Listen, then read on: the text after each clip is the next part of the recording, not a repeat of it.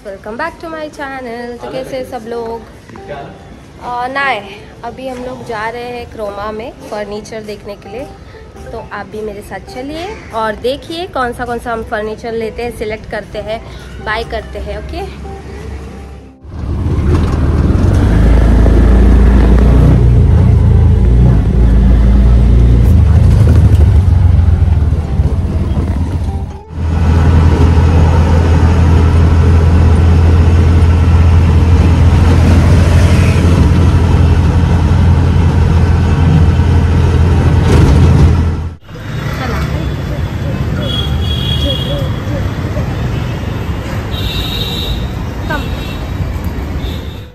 करना नहीं आपको इसमें।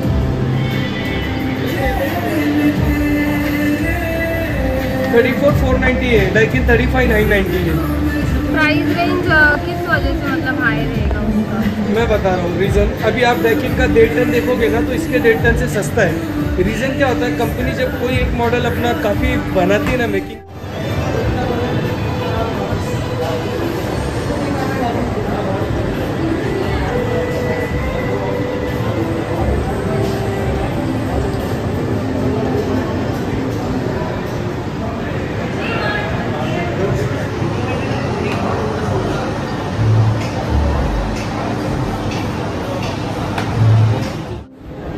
तर याच्या कंपॅरिझनमध्ये मी एकदा तुम्हाला सॅमसंग दाखवतो। हा बघा, तो बघा, याचे तुम्ही मटेरियल ना कंपेअर करू शकता। तर जो मॉडेल मी तुम्हाला स्पेसिफिक दाखवेल, हे बघा, LG आहे।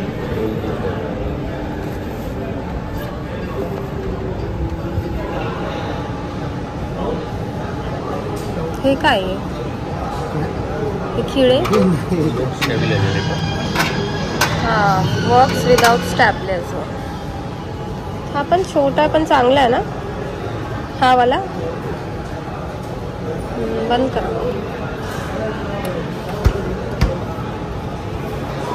हा मोठा आहे बघा। LG चे डिझाईन चांगले आहेत ना, है ना?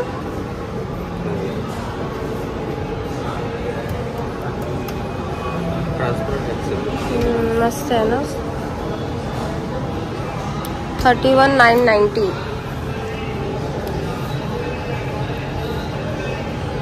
हे खूप मोठे होतील ना पप्पा?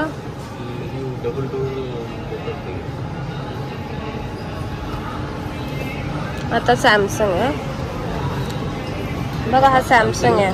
आता याचं मटेरियल कंपेअर करून बघा, कोणताही फ्रीज बघा, चांगलं आहे ना हे। हा मटेरियल बघा, कोणती ग्लास असेल, त्याच्यामध्ये दिलेलं स्लाइड ट्रे असेल, ॲडिशनल चिलर ट्रे दिलेला, क्रॅक वगैरे जात नाही ना बघा। म्हणून तर तुम्ही बाकीच्या फ्रीजचा याचा मटेरियल कम्पेअर करा। नाही नाही, म्हणजे आमच्या आता मी गोदरेजचं घेतलेलं आहे ना, 8 वर्ष 8-8.5 वर्ष त्याची हे क्रॅक केली। मी तुम्हाला सुरुवातीला काय म्हटलं, फ्रीज कोणताही घ्या, कूलिंग टेक्निकली काय प्रॉब्लेम येत नाही। आलं तरी इंटरनल हे जे मटेरियल ब्रोकन वगैरे होतात ना, ब्रोकन होतं, तर हा प्रॉब्लेम तुम्हाला या फ्रीजमध्ये नाही आणि होणार। हे पण असं साईडला पण ब्रोकन झाले। हा, मग तो आहे ना, इन्सुलिन असं ना दिलेलं, त्याची पण एक क्वालिटी असते। आणि का ते पाणी म्हणजे असे आतमधून इश्यूज असे काय नाही होत? फ्रीज कधी नाही कूलिंग नाही होत, हे ते सगळं असं जास्त होतं का ह्याच्यात, या ब्रँडमध्ये? कूलिंग होत नाही असं सगळे इश्यूज जास्त होतं का सॅमसंग मध्ये? नाही, असं कोणी सांगितलं? आजच्या डेटला तुम्ही ग्लोबल सर्च कराल तर सॅमसंग रेफ्रिजरेटर आणि वॉशिंग मशीनमध्ये आजच्या डेटला नंबर 1। इथे जेवढे प्रोडक्ट सेल आउट होतात ना, त्यातला इथेच नाही, ऑल ओव्हर मार्केटमध्ये 40% शेअर आहे। आणि कूलिंगचा वगैरे जे प्रॉब्लेम सुरुवातीलाच म्हटलं, अशी कुठली कंपनी नाही की त्यामध्ये कंप्लेंट येणार नाही। बट जेव्हा आपण बोलतोय कूलिंगचा प्रॉब्लेम हा रेअर येणारा इश्यू आहे, इन केस एखाद्या बॅड लक असते किंवा काय, बट कंप्लेंट येत नाही। आता मला सांगा, कोणताही फ्रीज आहे, प्रत्येक फ्रीजमध्ये तुम्हाला जी टेक्निकल वॉरंटी आहे ती 1 वर्षाची दिली। बेसिकली वॉरंटी जास्त कशाची असते? कॉम्प्रेसरची। सर्व फ्रीजमध्ये कॉम्प्रेसर वॉरंटी 10 वर्ष आहे, याची 20 वर्ष। काहीतरी ड्युरेबिलिटीच्या बाबतीमध्ये ब्रँडला ट्रस्ट आहे काही बाबतींमध्ये, मग त्याच्यामध्ये कूलिंगची क्वालिटी असेल, मग इन्व्हर्टर कॉम्प्रेसर तो कॉन्सेप्ट असू द्या, व्हेरिएबल स्पीड चालतो, पॉवर सेविंग करतो, स्मार्ट सेन्सर्स असल्यामुळे तुमच्या फ्रीजमध्ये ठेवलेले पदार्थ त्यांच्या अकॉर्डिंगली हा फ्रीज काम करतो. अनवॉन्टेड पॉवर कन्झ्युम होऊन देणार नाही. मॉइश्चर रिटेन्शन लेवल मेंटेन ठेवतो. त्यामुळे काय होतं, भाज्या वगैरे फ्रूट्स कोरड्या पडतात ना, ड्राय होतात, तर तो प्रकार स्मार्ट सेन्सर्सच्या अकॉर्डिंग लॉंग लाईफ टिकतो. याच्यामध्ये कलर बदलला की मॉडेल बदललं आणि खाली तुम्हाला हे फ्री वाटतं.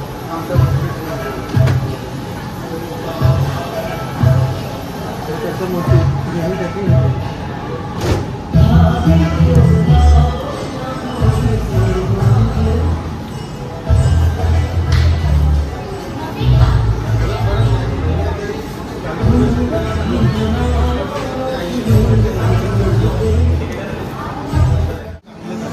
पण कसं आहे ना, तुम्ही प्रॅक्टिकल जेव्हा एखादी गोष्ट नोटीस कराल तेव्हा तुमच्या लक्षात येईल की एक्झॅक्टली आपल्याला काय खरेदी करायचं. तुम्ही अगोदर ते मशीन वापरताय ते ऑटोमॅटिक असतं की सेमी ऑटोमॅटिक? नाही, ऑटोमॅटिक असं सेमी नाही यूज केलं. कोणत्या कंपनीचं? LG washing machine. तुम्हाला मी LG हे आहे 2 असे मॉडेल दाखवतो, ते कसं परफॉर्म करतात, काय काय गोष्टी एक्सप्लेन करतात. ठीक आहे. आता हे तुमचं 7 kgचं मॉडेल आहे. प्रत्येक वॉशिंग मशीनमध्ये सिम्पल आहे, हायड्रोलिक डोर आहे, पडणार नाही, ऑफ बंद होतो. मशीन कोणती असो, प्रत्येक मशीनमध्ये तुम्हाला कपडे लोड करायचे, पाण्याचं कनेक्शन ऑलरेडी आहे. मशीनला डायरेक्ट ऑन करून तुम्ही स्टार्ट जरी केलं, पॉवर ऑन करून तरी मशीन आपलं काम करेल. पण त्याच्या व्यतिरिक्त काही ऑपरेशन्स असतात, कपड्यांचे प्रकार असतात, त्या आपण सिलेक्ट करू, त्याच्या अकॉर्डिंगली आपण त्या वॉशिंग सायकलला आपण कवर करू शकतो. काही गोष्टी तुम्हाला समजणं खूप गरजेचं आहे. बेसिकली प्रत्येक मशीनमध्ये वॉशिंग सायकल आणि वॉशिंग क्वालिटी कशावर डिपेंड अवलंबून असते.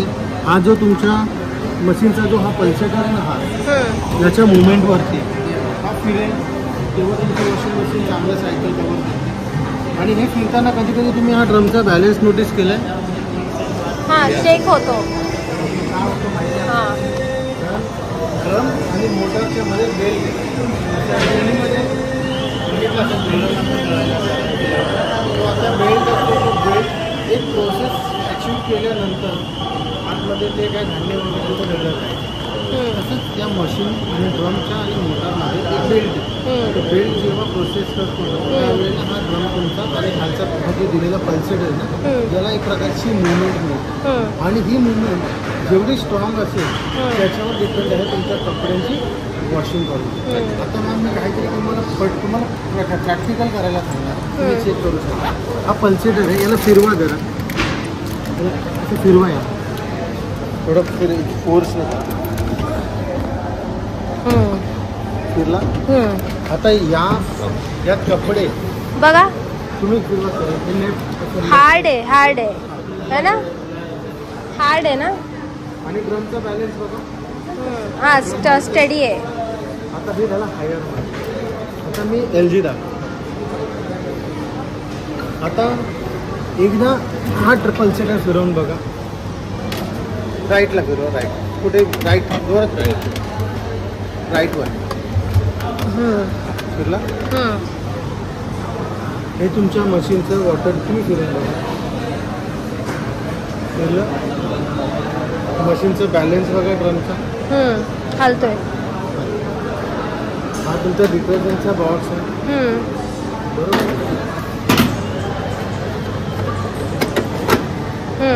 आता जे मी दाखवायचा प्रयत्न केलेला, आता या मशीनचा पल्सेटर फिरवा.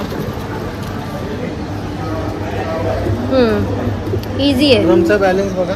हां, नाही हालत आहे मग. नाही सर, तुम्ही बघा. मी काय म्हटलं, व्हर्बली नाही बोलत, व्हर्बली नाही बोलत.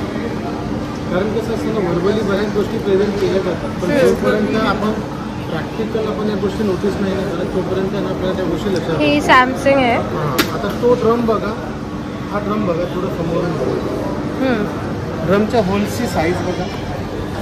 होल्स दिले ते, तर ह्या होल्सची साईज बघा, छोटी आहे आणि मोठी आहे. रिझन असं आहे की बेसिकली लहान मुलांचे कपडे, स्त्रियांचे कपडे, साड्या वगैरे असतात, त्याच्यावरती जे डायमंड डिझाईन्स असतात, गार्मेंट्स आहेत ना, कधी कधी ना डॅमेज व्हायचे चान्सेस असतात. तो प्रकार या मशीनमध्ये होणार. दुसरी गोष्ट, त्या होल्समधून जो पाण्याचा फ्लो कपड्यांवरती जो जाईल तो फोर्सफुल जाईल, त्यामुळे कपड्यांच्या इनसाइडेड असलेले जे डर्ट्स असतात, स्टेन्स असतात ते हलके होतात. दुसरी गोष्ट सर्व ऑटोमॅटिक डोर होतील असते. आता हा ड्रमचा जो शेप आहे ना, हा शेप, त्या शेपला नोटीस करा आणि त्या ड्रमच्या शेपला नोटीस करा. ज्या ड्रमवरून जेव्हा जेव्हा कपडा फिरेल त्यावेळेला त्याला स्क्रब होऊन जाईल. बरोबर. बरं, त्या कॉलर आणि शोल्डर्ससाठी आपल्याला मॅन्युअली हाताने कपडे ना स्क्रब करावे लागत असतात. इथे तो प्रकार तुम्हाला कमी करावा लागेल. खाली मिळणारा पाण्याचा ते गाणं लागले ना तिचं फेवरेट, मग ते दाखवते ना. समोर सोफा जायचं, बसायचंय तिकडे. सोफा आहे, सोफावर बसायचं बस तिथे. हे तुमचं डिटर्जंटचं बॉक्स पण थोडा वेगळ्या प्रकारे येतो. अच्छा, हे काय आहे? जेव्हा डिटर्जंट ऍड येणार, पाणी इथूनच आज येतं, त्यामुळे हे फॅन बघा असे स्पीडने असे फिरतात. त्यामुळे डिटर्जंट जेव्हा पाण्यामध्ये उतरेल तो 100% पाण्यामध्ये मिक्स होणार. बऱ्याचदा तुम्ही एखादे खडे वगैरे नाही, कपड्यावरती डाग राहतात, कपड्यांवर लाईन्स राहतात, तर तो प्रकार या मशीनमध्ये यासाठी होणार नाही. डिटर्जंट पूर्ण पाण्यामध्ये उतरणार आहे, मशीनमध्ये जाणार आहे आणि खाली जे पल्सेटर फिरतं ना, त्या पल्सेटरला मुवमेंट चांगलं आहे. अनबॅलन्स जी मशीन होते, व्हायब्रेट होते, तो प्रकार या मशीनमध्ये नाही. म्हणजे दोन गोष्टींचा बेनिफिट मिळतो. वॉशिंग क्वालिटी चांगली मिळते तुम्हाला. व्हायब्रेशन जो कपडे जेव्हा सुकण्यासाठी जेव्हा मशीनमध्ये तुम्ही कमी होईल, कारण या मशीनमध्ये बेल्ट नाही दिलेला आहे. हा ड्रम डायरेक्ट मोटरला कनेक्टेड. आणि ह्याचं काहीतरी हे पण साईड असेल ना, सगळं परफेक्ट असं, म्हणजे काहीतरी इश्यूज असतील ना. तुम्ही आता कॉल अटेंड करता तसं. हां, फ्रीजमध्ये ड्रॉबॅक सांगायचं झालं तर काय प्रॉब्लेम आहे की त्याचा कॉम्प्रेसर खराब झाला, बरोबर आहे, पूर्ण नो कुलिंग किंवा गॅस लीक झाला प्रत्येक फ्रीजमध्ये. या मशीनमध्ये ॲक्च्युली तुम्ही बोलताय ना की त्यामध्ये काही ड्रॉबॅक पण. हेलो, तो अभी हम लोग ने सब इलेक्ट्रॉनिक्स खरीद के हो गया है. एंड हम लोग आए थे, कितने बजे आए थे हम लोग? किती वाजता आपण आलेलो? आपण 4-4:15 काहीतरी निघालो आणि आता वाजले 7 ऑलमोस्ट ना. 3 तास गेले ना, 3 आवर्स. और हम लोग ने सब इलेक्ट्रॉनिक्स चीज़ें खरीद ली है. अभी हम लोग जा रहे हैं घर पे. वहाँ पे ज़्यादा कुछ शो नहीं कर पाई बिकॉज कैलकुलेशंस एंड ये सब के चीज़ों में. हाँ, ये अभी हम लोग ऑटो के लिए वेट कर रहे हैं. स्वरा बोल झाली, पाय रुकले. आपको दिखाती हूँ कितना रश है.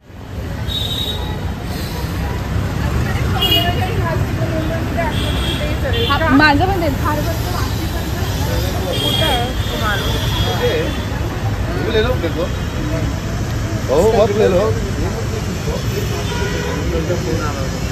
हाँ,